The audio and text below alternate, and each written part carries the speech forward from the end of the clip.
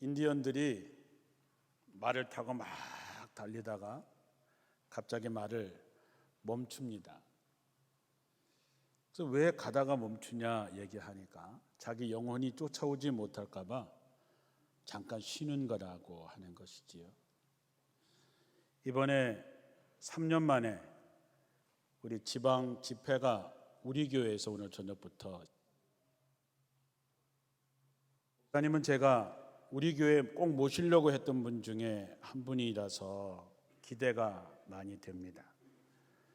여러분도 하던 일을 다 하시고 오늘 저녁서부터 새벽 7시간인데 예배 시간은 우리 예배 시간하고 같습니다. 차량 운행도 할 것입니다. 여러분들이 하던 일을 멈추고 3년 동안 흩어졌던 마음을 다시 모으고 내 영혼을 다시 세울 수 있는 귀한 시간이 되리라고 믿습니다. 가급적임이 아니라 어떤 것도 양보하지 마시고 이 시간을 꼭 지켜서 예배를 통해서 여러분의 영혼이 다시 일어서는 귀한 계기가 되기를 바랍니다. 웨슬리 목사님은 의무감에서 억지로 한 작은 집회에 참석하셨다가 성령을 체험하고 그의 인생이 바뀌게 됩니다. 한 사람의 인생이 바뀌었을 때에 영국이 바뀌는 기적을 경험하게 되지요. 이번 집회에 또 새로 시작되는 특별 새벽기도회에 여러분이 온전히 최선을 다해서 참석하셔서 하나님의 은혜를 다시금 경험하는 귀한 시간들이 되시기를 축원합니다. 우리 교회는 주차장이 좁아서 이제 다른 지방에 있는 교회들은 차를 가지고 올 수밖에 없는데 우리가 자리를 다 차지하고 있으면 저 시골에서 올라오는 교인들이 차를 세우기가 어려우니까 우리 교회 교인들은 차량을 다른 주차장이나 다른 곳에 세우시고 이 교회 안에 있는 자리는 다른 지방 다른 교회에게 양보할 수 있게 되기를 바랍니다. 그러려니 꼭 아멘 안 해야 될 때. 자, 우리가 기도할 때나 또 사람들과 얘기할 때 우리는 마치 세상 사람들과 다르다고 그렇게 기도하고 그렇게 이야기를 합니다. 정말 그럴까요? 정말 여러분들이 세상 사람들과 다른 것이 과연 무엇이 있을까요? 자기 스스로에게 한번 진지하게 내가 그렇게 기도는 하고 그렇게 말은 하지만 내가 세상 사람들과 과연 다른 것이 뭐가 있을까? 우린 우리 자신을 가리켜서 왕같은 제사장, 거룩한 백성이라고 이야기합니다. 거룩하다고 하는 말의 의미는 구별되었다고 하는 뜻이 분명히 있습니다. 내가 세상에 살곤 있지만 세상 사람들과 구별됐다, 뭔가 다르다라고 하는 것이 분명히 있어야 우리는 그리스도인이라고 얘기할 수 있는 것이죠. 우리는 세상 사람들과 생각도 달라야 되고 추구하는 지향점도 달라야 됩니다. 세상은 무엇을 먹을까, 무엇을 입을까, 무엇을 마실까에 온 힘을 다하지만 그리스도인은 그렇게 살지 않습니다. 우리는 어떻게 하면 하나님의 나라를 이룰 수 있을까? 어떻게 하면 하나님이 원하시는 일을 실천할 수 있을까? 내가 어떻게 하면 그분 중심의 삶을 살 수 있을까를 가지고 살아야 됩니다. 그리하면 우리 주님께서 우리에게 필요한 모든 것을 더하여 주신다고 약속했습니다. 그러면 우리 성도들이, 그리스도인들이 뭐부터 달라져야 되느냐? 오늘은 그 첫 번째 시간으로 말이 달라져야 됩니다. 우리가 말을 하는 이 혀에 대해서 성경은 비관적으로 이야기를 합니다. 야고보서 3장 2절에 누구든지 자기 혀를 제어할 수 있는 사람은 모든 일에서 자기 자신을 완전히 제어할 수 있는 사람입니다 라고 얘기를 했습니다. 이 얘기는 혀를 제어하기가 매우 어렵다라고 하는 말입니다. 야고보서 3장 6절서부터 계속해서 이렇게 얘기합니다. 혀는 불꽃입니다. 혀에는 악이 가득 차 있어 몸 전체에 해독을 끼칩니다. 또 지옥의 불이 타오르고 있어 우리 인생의 행로를 멸망과 재앙의 화염 속으로 끌어들이고 있습니다. 그러나 자기 혀만은 마음대로 길들이지 못합니다. 혀는 언제나 죽음의 독을 뿜어내려고 도사리고 있습니다. 우리는 이 혀로 어떤 때는 하늘에 계시는 아버지를 찬양하고 또 어떤 때는 하나님의 형상대로 지음을 받은 인간을 저주합니다. 그래서 축복과 저주가 같은 입에서 나오는 것입니다. 사랑하는 형제들이여, 이것은 참으로 옳지 않습니다. 어떻게 한 샘에서 단물이 나왔다가 쓴물이 나왔다가 말할 수 있겠습니까? 말이라고 하는 것이 이렇게 무시무시한 것입니다.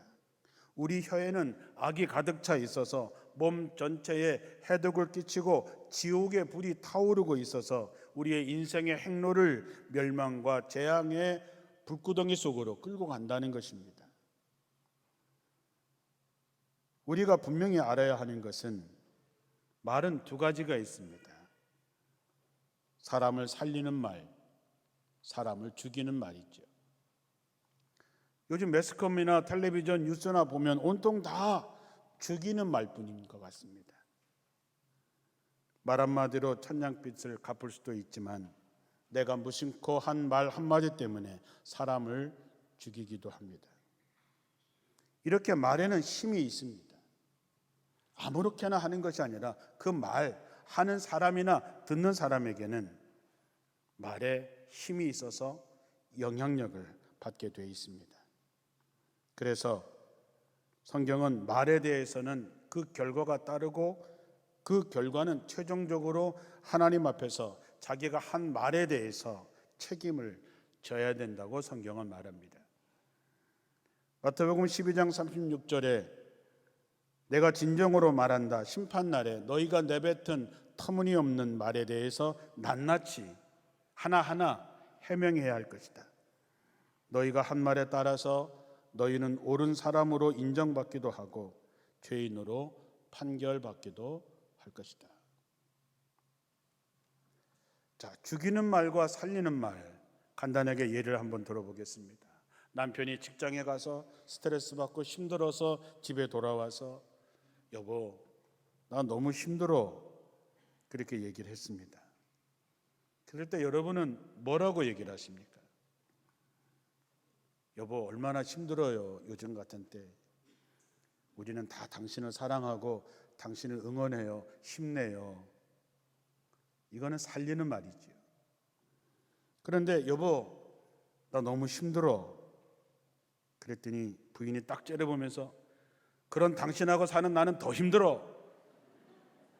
이렇게 얘기를 합니다. 맞는 얘기입니까? 틀린 얘기입니까? 맞는 얘기죠. 그런 사람하고 사는 것도 힘들죠. 그런데 그렇게 말하면 남편을 죽이는 말이 되는 거지요. 교회에서도 마찬가지입니다. 권사님, 요즘에 나 이러저러해서 너무 힘들어요, 권사님. 그랬더니 권사님이 딱 보면서 거봐, 기도 안 해서 그래. 그 사람이 기도를 잘 안 하는 건 맞지요. 그 말이 틀리다는 얘기가 아닙니다. 그런데 그렇게 말하는 순간 사람을 죽이는 거지요. 권사님, 나 요즘에 이런 저런 일 때문에 너무 힘들어요. 그래, 얼마나 힘들어. 우리 같이 기도하자. 그게 사람을 살리는 말이죠. 지금 말한 사람의 대답한 사람의 네 사람이 다 말이 틀린 것이 아닙니다. 말이 맞을 수 있습니다. 그런데 그 말이 맞고 틀리고의 문제가 아니라 그 말을 듣는 사람이 그 말을 듣고 힘을 얻느냐 못 얻느냐 죽느냐 사느냐 하는 데 달려 있는 것이죠. 야고보서 2장 4장 29절에 에베소서 4장 29절에 무릇 더러운 말은 너희 입 밖에도 내지 말고 오직 덕을 세우는 데 소용되는 대로 선한 말을 하여 듣는 자들에게 은혜를 끼치게 하라 그랬습니다. 여보 얼마나 힘들어. 여보 내 힘든 거 다 알아. 우리 애들도 당신이 수고하는 거 다 알아. 여보 오늘 내가 맛있는 거 뭐 해줄까? 그러면 듣는 사람이 은혜를 받는 거죠. 그래 내가 우리 식구를 위해서 내가 더 죽도록 일을 해야 되겠다. 은혜를 끼치는 거예요. 은혜를 받는 거죠. 선한 영향력을 받는 거죠. 당신 같은 사람하고 사는 나는 더 힘들어. 이렇게 얘기하는 것은 듣는 사람이 은혜를 받겠어요? 실망하죠. 화가 나죠. 분노하게 되죠. 그래서 뭐 하겠어요? 그래? 알았어 내가 나갈게. 겉으로 도는 거죠. 성경으로 돌아가서 이스라엘 백성들은 어떻게 했나요?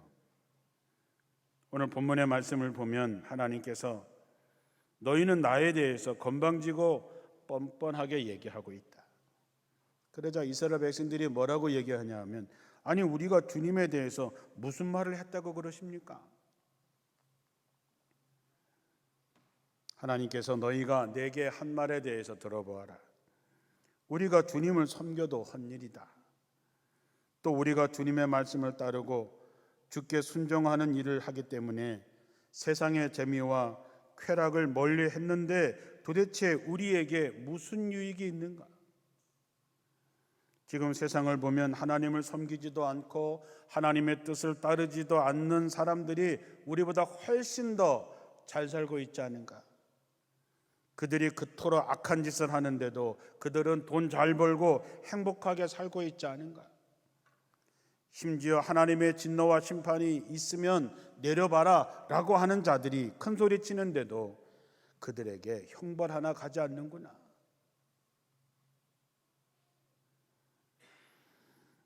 저들은 입술로 하나님을 괴롭게 하고 있는 것이지요. 완악한 말, 불손한 말, 건방지고 뻔뻔한 말은 내 생각대로, 내 마음대로, 내 판단대로 함부로 이야기하는 것입니다. 그 내용이 뭡니까? 하나님 열심히 섬기면 뭐하냐? 우리보다 악한 놈들이 훨씬 더 잘 살고 훨씬 더 형통하는 것을 보니까 도대체 우리는 뭐냐? 하나님은 뭐하고 계시냐? 하는 것이지요. 말이 얼마나 중요한 것인가에 대해서 말씀드렸습니다. 하나님의 말씀대로 세상을 창조하신 것만 봐도 말에는 얼마나 큰 힘이 있느냐 하는 거지요. 우리가 불신앙의 말을 자주 하면 불신앙의 사람이 됩니다. 그런 사람의 말을 자꾸 들으면 듣는 사람도 부정적인 사람이 됩니다. 그러나 믿음의 말을 많이 하면 그 말을 하는 사람도 믿음의 사람이 되고 그 말을 듣는 사람도 믿음의 사람이 됩니다. 말은 생각에서 나오고 말은 생각을 지배하게 되어 있습니다. 우리가 하나의 예로서 민수기 13장에 보면 이스라엘 백성들이 출애굽을 해서 이제 가나안 앞에서 12명의 정탐꾼을 보내게 됩니다. 그들이 돌아왔을 때 10대 2로 갈리게 되지요. 그 10명이 이렇게 얘기합니다. 과연 그곳은 적과 꿀이 흐르는 땅이다. 그러나 거기에 사는 거민들을 보니까 얼마나 크고 강한지 우린 그들에 비하면 메뚜기에 불과하다. 우린 이제 다 죽었다. 라고 하는 거죠.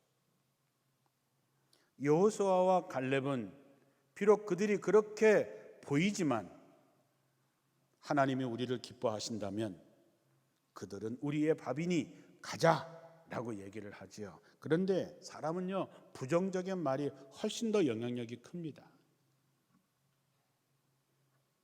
이스라엘 백성들이 울고불고 난리가 나서 죽을 데가 없어서 우리를 광야 여기까지 끌고 왔냐는 둥, 돌아가자는 둥 난리가 나지요. 그 결과가 어떻게 됐는지 우리는 잘 알고 있습니다. 그 부정적인 말 때문에, 부정적인 보고 때문에 40년 동안 광야에서 헤맬 수밖에 없었고 일대 사람들은 다 광야에서 죽을 수밖에 없는 비극을 맞이하게 됩니다. 성도는 불신의 이야기를 하는 사람이 아닙니다. 우리는 믿음의 고백으로 주변을 살리고 주변을 변화시켜야 됩니다. 우리가 집회가 열립니다. 참석합시다. 모입시다. 선교합시다. 기도합시다. 전도합시다 하면 아멘 하면 되는데 그거를 못합니다. 아유, 이렇게 바쁠 때 무슨 집회를 해. 이럴 때 저럴 때 이 핑계 저 핑계 되지요. 잠언 18장 21절에 죽고 사는 것이 혀의 권세에 달렸나니 혀쓰기를 좋아하는 자는 그 열매를 먹으리라. 우리가 말하는 것이 죽고 사는 문제라고 하는 것입니다. 내가 어떻게 말을 하느냐에 따라서 죽기도 하고 살기도 하는 것이죠.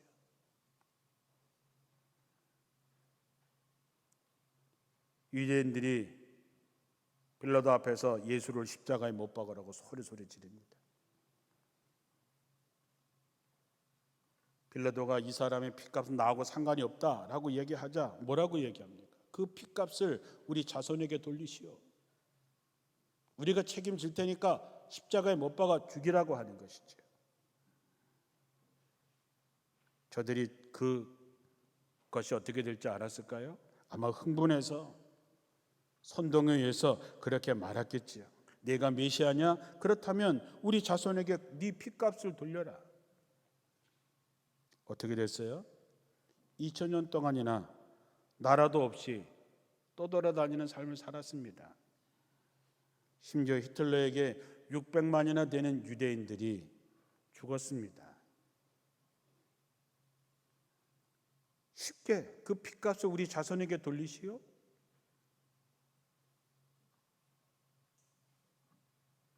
민수기 14장 27절에 원망하는 이스라엘 백성들의 소리를 하나님께서 들으시고 나를 원망하는 이 악한 회중을 내가 어느 때까지 참으리요? 이스라엘 자손이 나를 향하여 원망하는 바 그 원망하는 말을 내가 들었노라. 그들에게 이르기를 여호와의 말씀에 나의 삶을 가르쳐 맹세하노라. 너희 말이 내 귀에 들린 대로 내가 너희에게 행하리라. 나의 삶을 가르쳐 맹세한다고 하는 말은 하나님이 내가 살아있는 한 너희가 말한 대로 이루어 주겠다라고 하는 무서운 말씀입니다. 들은 대로 해주겠다. 너희가 말한 대로 해주겠다. 죽겠다라고 했으므로 그들을 다 죽이십니다. 그들이 믿음의 고백이었다면 여호수아와 갈렙의 고백처럼 비록 그들이 그렇게 강할지라도 하나님이 우리를 기뻐하시면 하나님이 약속하신 것을 믿으니 우리가 가자 했었더라면 어떻게 달라졌을까?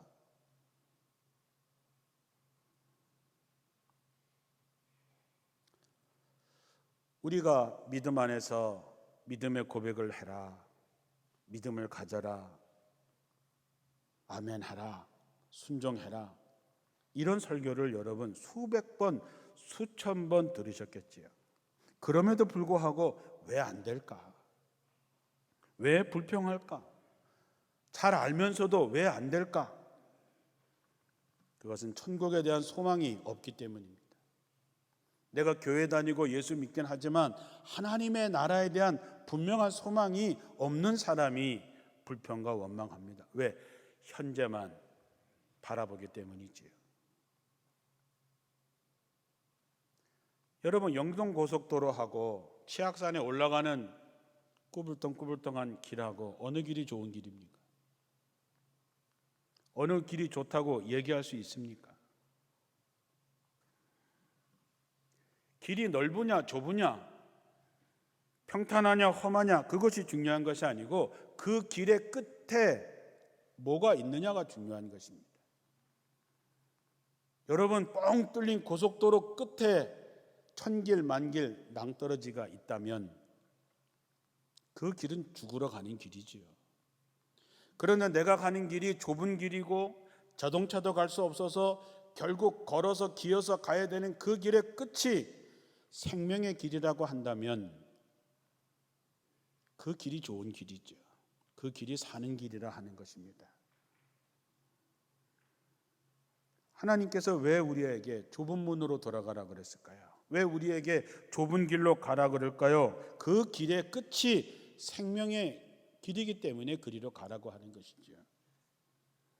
그것을 아는 사람은 뻥 뚫린 고속도로에 편안하게 100km, 200km 막 달려가는 그 자동차를 보면서 부러워하지 않습니다.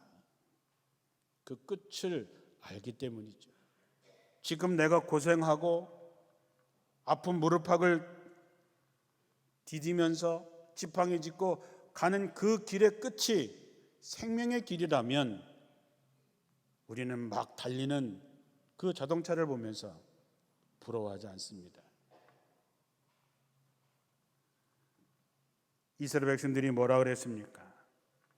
우리가 주님을 섬겨도 헛일이구나. 우리가 주님의 말씀을 따르고 주님께 순종하는 일 때문에 세상의 재미와 쾌락을 멀리하는데도 도대체 우리에게 남는 게 뭐가 있느냐라고 얘기하고 있는 것이죠. 지금 현실은 그럴 수 있습니다. 우리가 진짜 비교할 것은 지금이 아니라 우리의 끝에 우리의 결론이 어떻게 날 것이냐를 볼 수 있어야 되는 것이죠. 우린 현재만 보니까 왜 예수 열심히 믿고 기도하고 애쓰는 나는 이렇게 좁은 길로 험한 길로 가게 하시고 왜 저 사람들은 저렇게 뻥 뚫힌 고속도로를 달리게 할까? 사랑하는 성도 여러분, 짧은 인생 살면서 멸망받을 자들의 형통을 부러워하지 마시기를 주님의 이름으로 축원합니다. 왜냐하면 우리는 이 세상이 전부가 아니지 않습니까?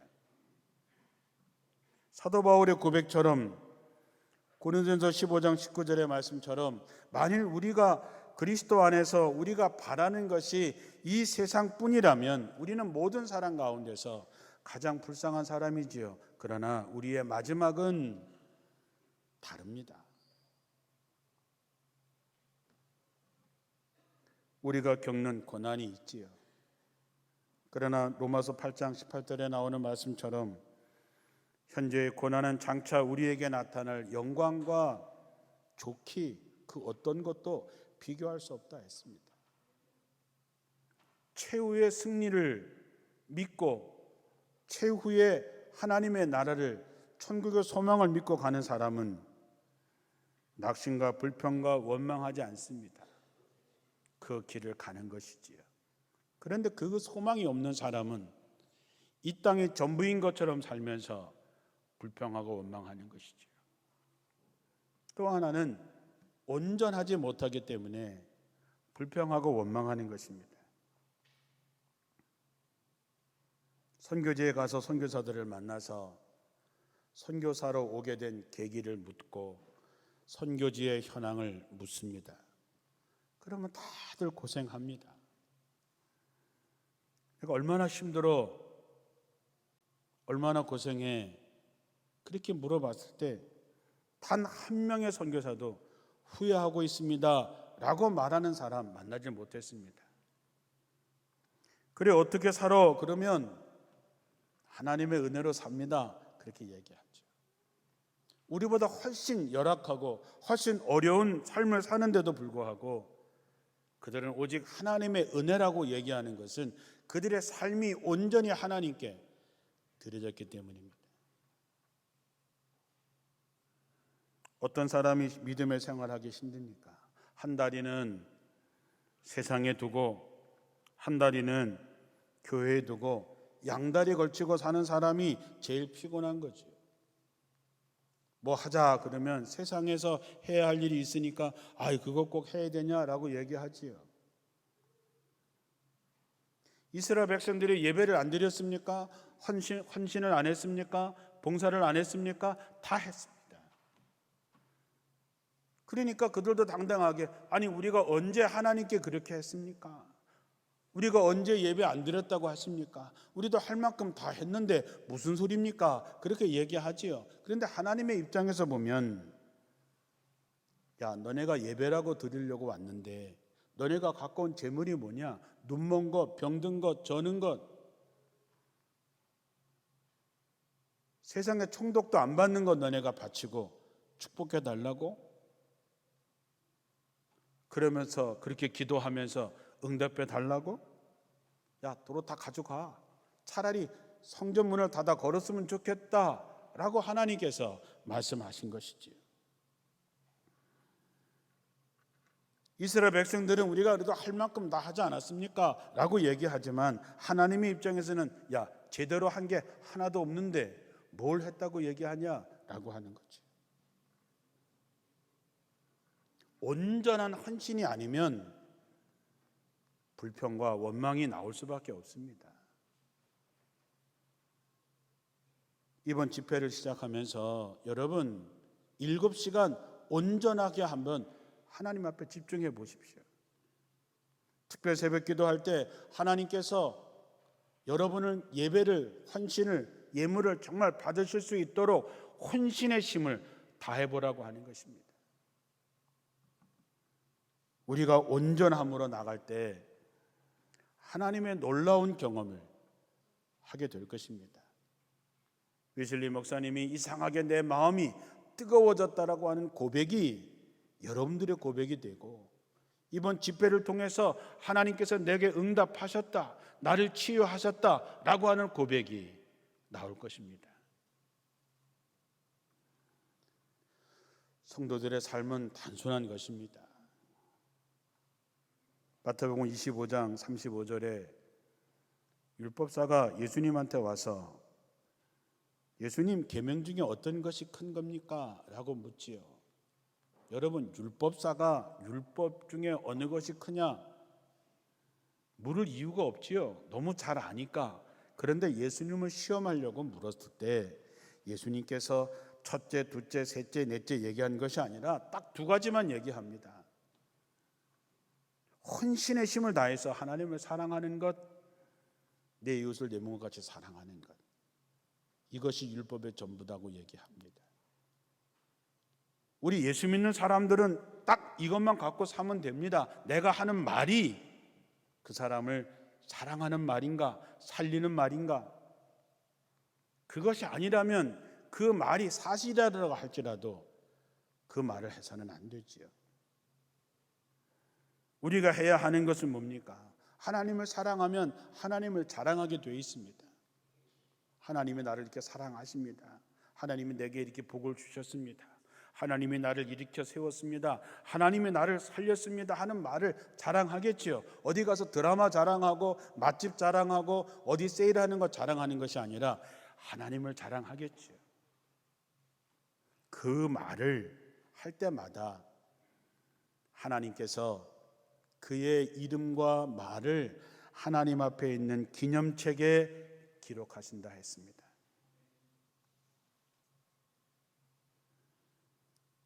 하나님은 우리가 하는 모든 말을 다 들으십니다. 우리가 하나님의 영광을 돌리는 이야기를 하면 하나님이 기뻐하셔서 하나님의 기념책에 다 기록하신다 했습니다. 그동안 여러분이 살아오면서 했던 말들은 도대체 어떻게 기록되었을까요? 하나님의 기념책에 기록되는 영광을 가진 성도들은 마지막 때에 하나님의 특별한 소유가 되고 하나님의 가장 아끼는 자가 된다 했습니다.